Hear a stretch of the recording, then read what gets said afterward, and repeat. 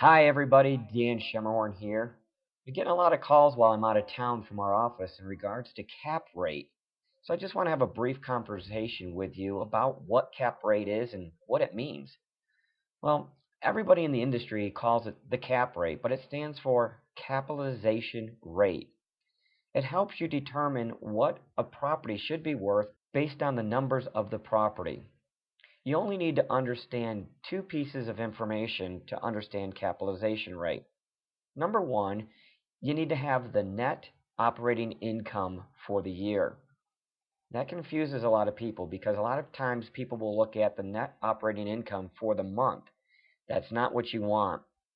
You want the net operating income for the year, and that's going to be your total gross income from that property minus total expenses.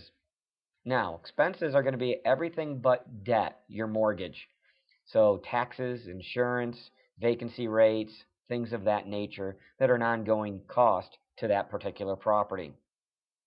Once you have the net operating income, you're going to take the net operating income and you're going to divide it by the price that you paid for that particular property. Once you take the net operating income and divide it by the price that you paid, you're going to come back with a percentage. Now, that percentage is going to be determining what your cost or payback is on that particular property. Most people are going to look at a 15% cap rate, and that's what you really want to focus on. So what I do sometimes when I'm in a different area and I don't have any way to figure out what the fair market value is on a property, one thing you always seem to be able to get when you start looking at properties is the numbers. You can find out what the going rents are so you can figure out your income. You can find out what the expenses are by looking at the MLS listing sheet.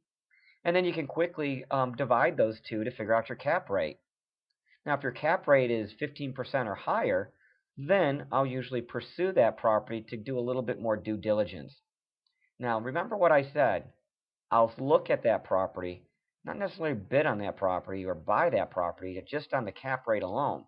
The cap rate is just a quick indicator for me to decide if I want to pursue this a little bit further. If after looking at the cap rate and it's below 15%, like below 10%, I might not even look at that property any further. I'll move on. But then, again, you need to do your due diligence like I've been teaching you. You have to go out and find some fair market value properties that have sold, not that are on the market, but have sold, and that will help you determine what the true value is on that property. So I hope this helps you out a little bit. The cap rate is a great tool. It isn't the only tool to use, but it is a quick tool that you can use to determine if you want to pursue a particular property. So I hope that clears things up. And always remember, just below this video, you can go to reiknowledgetree.com and go to Real Estate Tools, and you can find our cap rate calculator. So you can just put those two numbers in, and it will tell you whether you have a good cap rate or not. So until next time, I know I'll see you at the top.